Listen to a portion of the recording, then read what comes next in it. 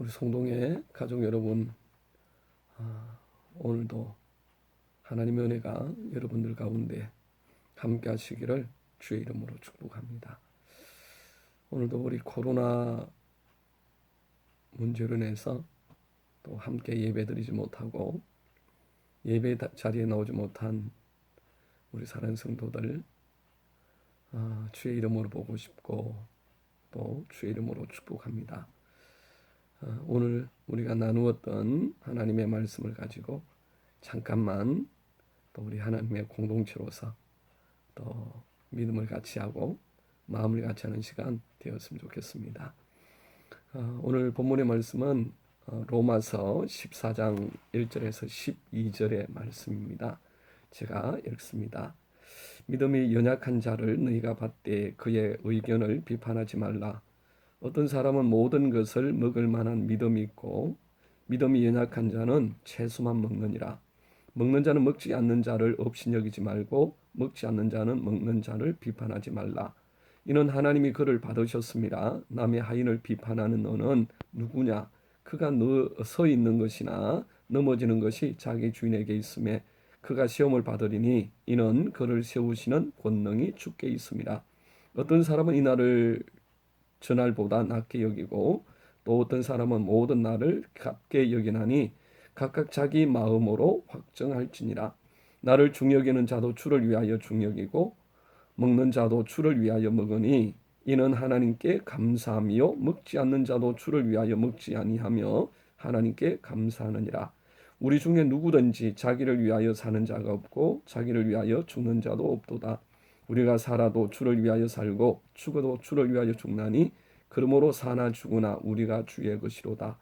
이를 위하여 그리스도께서 죽었다가 다시 살아나셨으니 곧 죽은 자와 산 자의 주가 되게 하려 하심이라. 내가 어찌하여 내 형제를 비판하느냐? 어찌하여 내 형제를 업신여기느냐? 우리가 다 하나님의 심판대 앞에 서리라. 기록되었을 때 주께서 이르시되 내가 살았노니 모든 무릎이 내게 꿇을 것이요 모든 혀가 하나님께 자백하리라 하였느니라. 이러므로 우리 각 사람이 자기 일을 하나님께 짓고 하리라. 어떤 한 분이 사람이 아무도 없는 텅 빈 거리를 찍은 사진을 올리면서 이런 글을 남겼어요. 코로나는 무섭지 않답니다. 동서남북 사방을 둘러봐도 사람이 있어야 옮길까봐 겁나지요. 진짜 겁나는 건 이러다가 밥 굶게 될까봐 살아갈 걱정에 겁이 납니다. 참 우리가 지금 살아가고 있는 시대가 얼마나 어려운 시대인가 잘 보여주는 그런 짧은 글입니다. 지금 우리 모두가 다 느끼고 있는 것처럼 우리는 지금 언제 또 어디쯤에서 끝이 날지 모를 깊은 코로나19라는 깊고 어두운 깊은 터널 속을 지금 지나가고 있는 것 같습니다. 많은 사람들이 그런 말을 하지요. 곧 끝날 거다. 또 이 주간이 아마도 고비가 될 거다. 그런 이야기들을 많이 합니다.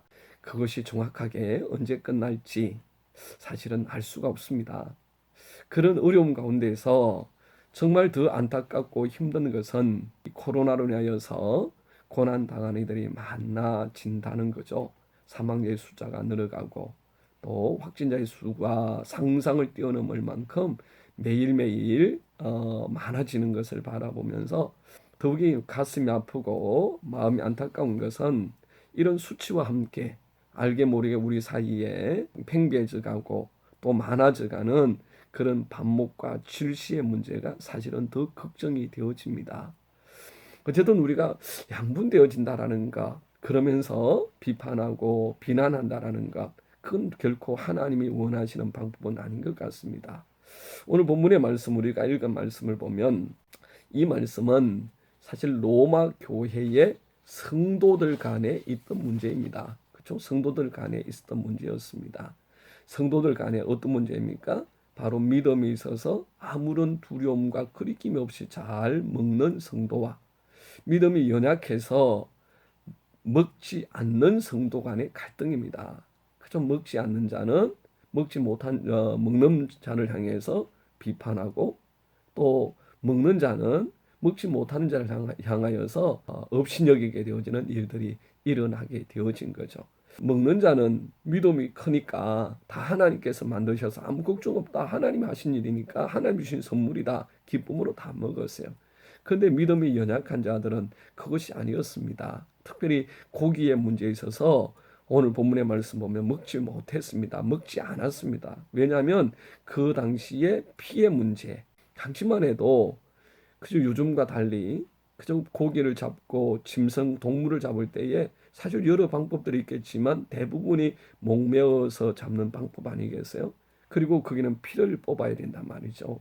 그래서 그런 문제 앞에서 믿음이 연약한 성도들은 그 고기를 먹지 않았습니다. 채소만 먹었단 말이에요. 우리는 오늘 이 본문의 말씀에서 한 세 가지를 보았는데요. 첫 번째가 하나님이 우리 모두를 받으셨다는 거예요. 그죠? 하나님이 모두를 받으셨어요. 우리가 읽은 본문 3절의 말씀에 보면 먹는 자는 먹지 않는 자를 업신여기지 말고 먹지 않는 자는 또한 먹는 자를 비판하지 말라. 이는 하나님이 그를 받으셨습니다. 이렇게 되어 있어요. 하나님이 그들을 받으셨습니다. 먹는 자도 받으셨어요. 뿐만 아니라 먹지 못하는 자도 여전히 하나님이 그를 소중한 하나님의 자녀로 받으셨어요. 이 사실을 분명하게 우리가 믿으시기를 주의 이름으로 축복합니다. 어느 누구 하나 예외됨 없이 다 받으셨어요. 하나님의 거룩한 자녀로 삼으셨어요. 하나님이 거하시는 거룩한 성전으로 다 받으셨어요. 오늘 예배 드리는 분도, 드리지 못하고 가정에서 예배 드렸던 분도, 하나님의 교회에 되어진 성동교회에 속한 모든 생명들이 다 하나님의 자녀고 하나님의 교회고 하나님이 기뻐 받으셔서 오늘 여전히 영광 중에 거하시는 하나님의 성전 되어진 줄 믿습니다. 오늘 본문의 말씀 두 번째로 보면 우리는 다 각자가 자기의 삶을 하나님께 직고한다고 합니다. 우리 각자가 다 살아온 삶에 대해서 하나님께 직고해요. 오늘 12절 말씀에 보면 우리 각 사람이 자기의 일을 하나님께 직고하리라 라고 말씀합니다. 우리 앞에는 하나님 앞에 설 결산의 날이 있습니다. 우리 하나님의 심판대 앞에 설 날이 있다는 거죠. 우리에게 주신 은혜의 이 생명을 누리고 이 축복의 삶을 살았던 삶에 대해서 하나님께 우리가 셈할 날이, 결산의 날이 있는 거예요. 그런데 그때 모든 사람이, 모든 성도가 다 각기 자기 자신의 삶에 대해서 심판주 되시는 예수님께 보고하게 되어집니다. 아무도 다른 사람을 위해서 혹은 다른 사람의 일을 하나님 앞에 보고하거나 구하지 않습니다. 자기의 일입니다. 남의 일이 아닙니다. 여기에서 직고한다라는 그 말씀은 장부에 적힌 대로 세밀히 보고하다 혹은 회개하다, 계산하다라는 뜻이 들어있어요. 이 말씀들 하면 하나님의 심판이라는 것은 우리의 삶에 있는 주무구구식의 심판이 아니라는 거예요. 정확한 장부가 있고 정확한 내용이 있습니다. 그렇기 때문에 예수님의 심판 앞에서 그 어느 누구도 항소할 수 없습니다. 하나님이 정확한 장부를 가지고 말씀하시고 그 장부로 심판하시기 때문에 요한계시록 20장 11절에서 15절의 말씀에 보면 소위 말하여 백보자 심판이라는 심판의 이야기가 나옵니다. 그게 보면 두 가지 책이 나와요. 하나는 책들이라는 이름으로 나오는 많은 분량의 책이 있습니다. 다른 책이라는 이름으로 나오는 생명책이 있어요. 그죠? 생명책이 있습니다. 이 생명책과 다른 많은 책들이라는 이름으로 되어 있는 장부가 있단 말이에요.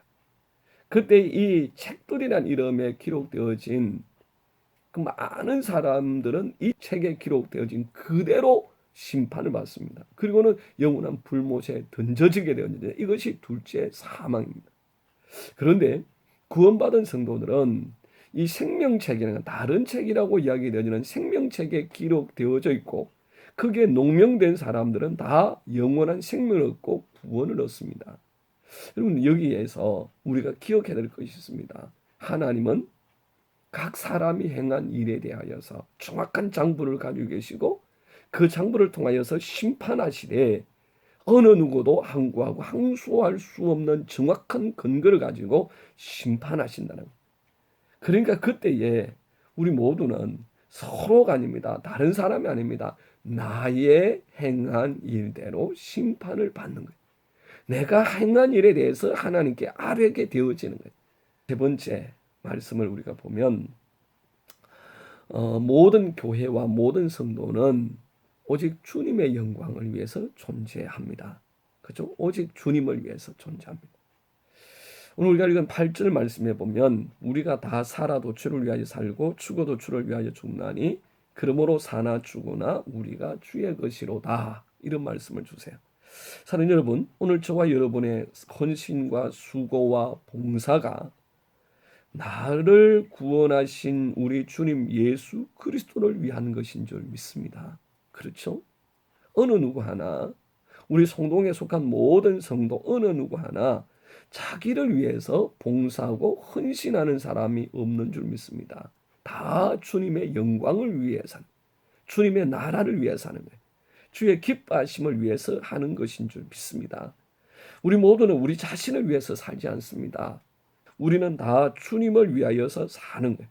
고린도전서 10장 31절 말씀에 너희는 먹든지 마시든지 무엇을 하든지 다 하나님의 영광을 위하여 하라. 하나님의 영광을 위하여서 우리가 부름받았고 우리 그 일을 하는 거예요. 이 이야기를 바울 사도는 빌립보서 1장 20절과 21절에 이런 고백을 합니다. 나의 간절한 기대와 소망을 따라 아무 일에든지 부끄러워하지 아니하고 지금도 전과 같이 온전히 담대하여 살든지 죽든지 내 몸에서 그리스도가 존귀하게 되게 하려 하나니 이는 내게 사는 것이 그리스도니 죽는 것도 유익함이라. 여러분, 이 귀한 바울 사도의 고백이 오늘 저와 여러분의 고백인 줄 믿습니다. 내가 죽거나 사나 내가 주의 것이로다. 살든지 죽든지 내 몸에서 그리스도가 존귀하게 되게 하려 하나니, 이게 우리의 삶의 유일한 목적입니다. 오늘 우리는 코로나 바이러스 때문에 그래서 오늘 여러 선택을 했어요. 어두면 나는 그래도 교회 가서 예배를 드리겠다. 드리러 오셨어요. 또 많은 성도님들은 가정에서 자녀와 함께 예배를 드리셨습니다. 그 선택에 기준이 여러분 무엇이었습니까? 저는 그렇게 믿습니다. 오늘 예배를 드리러 오신 분도 그렇지 않냐고 예배를 오지 못하고 가정에서 자녀와 혹은 홀로라도 텔레비전에서 혹은 영상을 통해서 예배를 드리고 혼자 말씀과 찬양을 하며 예배를 드렸더니든 누구든지 그 선택의 근거는 주를 위해서였고 교회를 위하여였고 성도를 위하여서 그런 결정과 그런 예배를 주 앞에 드린 줄 믿습니다. 우리 모두는 다 그렇습니다. 모두가 다 그런 선택을 했습니다. 예배를 드리러 가야 되겠는데 행여나 그렇죠? 어떤 연유로든 나 때문에 교회가 성도들에게 피해가 갈까 봐서 가정에서 예배를 드려요. 주님을 사모하고 예배를 사모하지만 그렇죠? 사모하지만 성도들 만나고 싶고 교제하고 싶지만 혹 행여나 나 때문에 그렇죠? 그 일이 이루어지고 하나님 영광을 가려질까 봐서 하나님의 영광을 가릴까 봐서 선택하고 예배를 각각의 모습으로 드렸습니다. 우리가 나만이 혹은 우리만이라는 생각에 빠지게 되어지면 그 불평이 찾아옵니다. 원망이 찾아오게 되어지죠. 비판과 비난이 찾아오게 되어집니다. 열왕기상 18장에서 엄청난 승리를 거둡니다. 그런데 19장에 넘어오면 이 엘리야가 그런 엄청난 승리를 거두었던 엘리야가 하나님 앞에 이렇게 고백합니다. 오직 나만 남았거늘 그들이 내 생명을 찾아 빼앗으려 하나이다. 오직 나만 남았거늘 그들이 내 생명을 찾아 빼앗으려 하나이다. 혼자 남았다는 거예요. 나만 있다는 거예요. 다 바알에게 아셀에게 다 절하고 그들에게 입맞추고 다 굴복하고 오직 나만 있다. 나만. 그런데 하나님이 그때의 엘리야에게 하신 말씀을 우리는 기억합니다. 이런 말씀하셨죠. 하나님께서 그에게 이렇게 이야기합니다. 내가 이스라엘 가운데 7천 명을 남기리니 다 바알에게 무릎을 꿇지 아니하고 다 바알에게 입맞추지 아니한 자니라. 엘리야의 입장에서 바라보면 그죠? 아무도 없었습니다. 나만 있어. 자기만 보였어. 다 굴복하는데 자기만 오직 하나 하나님 이름 붙잡고 남아 있다는 거예요. 근데 하나님은 사실 갈멜산에는 없었지만 이스라엘 전역 곳곳마다에 바알과 아셀에게 절하지 아니하고 믿음의 순결을 지키고 믿음에 굳게 서서 그 여정을 달려가고 있는 무려 7천 명의 사람들이 있었다는 거예요. 그저 믿음의 사람, 남은 자들 7천 명이 있었다는 거예요. 여러분, 오늘 우리가 당면한 이 시대 상황이 참 염려스러운 것이 사실입니다. 예배가 도전받고 있다는 건 너무 안타까운 일 중에 사실 안타까움입니다. 오늘 많은 교회들이 그저 나라의 정책과 또 코로나 바이러스의 확산 앞에서 그 협력합니다. 그죠? 교회들이 당회를 의논을 통하여서 협력했어요. 그리고는 예배를 교회에서는 드리지 않는다. 그래서 회집하여서 예배를 드리지 않겠다. 그렇게 발표를 했고 그렇게 진행합니다. 근데 사실 그 교회들이 예배를 드리지 않는 것이 아닙니다. 그 교회들은 그들이 할 수 있는 최선의 방법을 통해서 예배 드리고 있습니다. 단지 눈에 보이는 교회에 모여서 예배를 드리지 않는 것일 뿐이지 그들은 인터넷과 영상 매체를 통하여서 이미 예배를 다 드리고 있어요. 장소가 교회가 아닌 가정이고 또 다른 곳에서 성도들이 예배하고 있는 것일 뿐이지 예배를 다 드리고 있는 거예요.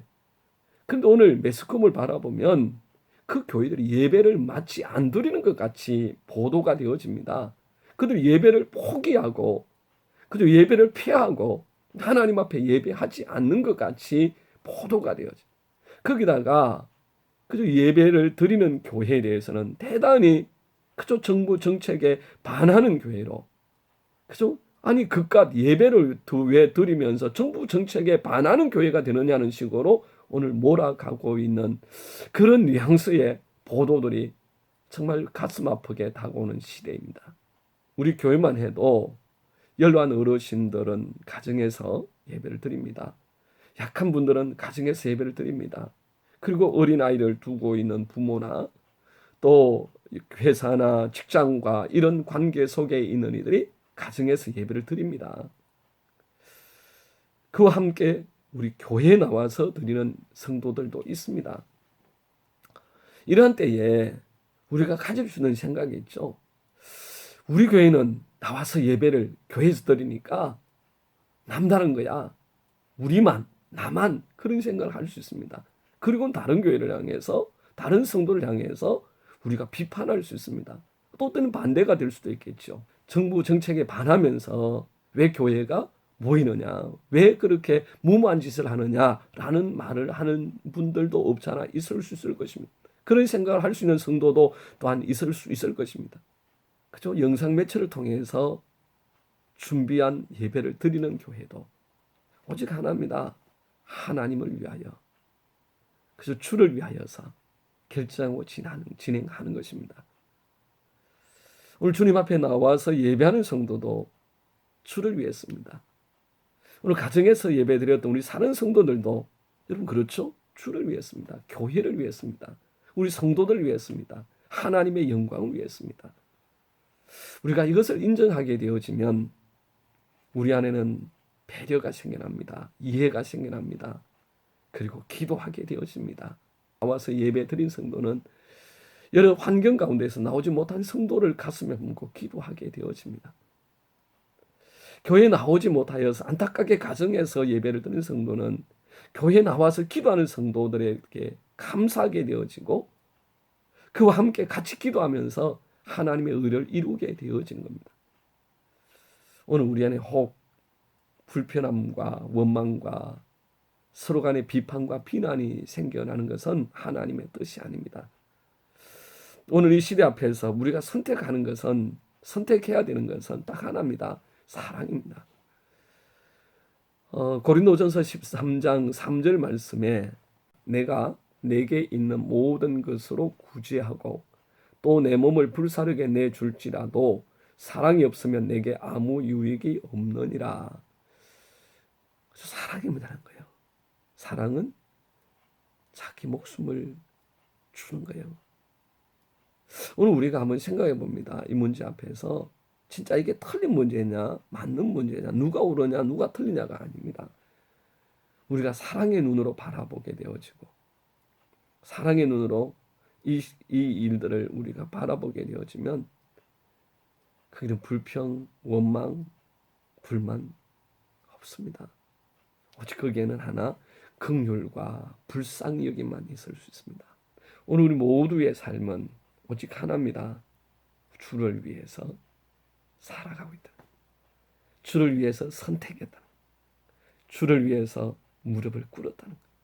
교회에서 무릎을 꿇었고 가정에서 무릎을 꿇었고 자녀들과 함께 무릎을 꿇었고 이 시대 앞에서 예배를 사모하면서 우리가 있는 그곳에서 예배하고 주님 앞에 영광을 돌려드렸습니다. 그럼 우리는 한 번 더 생각해 봅니다. 우리는 그럼 무엇을 해야 되는가? 오늘 이 시대 정말 하나님이 원하시는 것이 뭔가?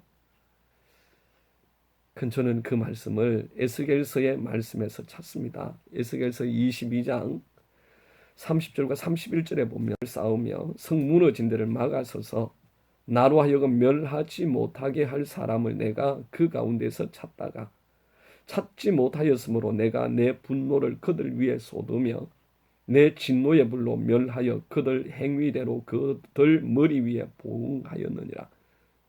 이 말씀에 보니까 그 당시에 성 무너진 데를 막아서서 심판하시는 하나님으로 말미암아 그 성을 멸하지 못하도록 두 손 들고 막아서서 주의 영광을 구하는 자를 하나님이 찾으셨어요.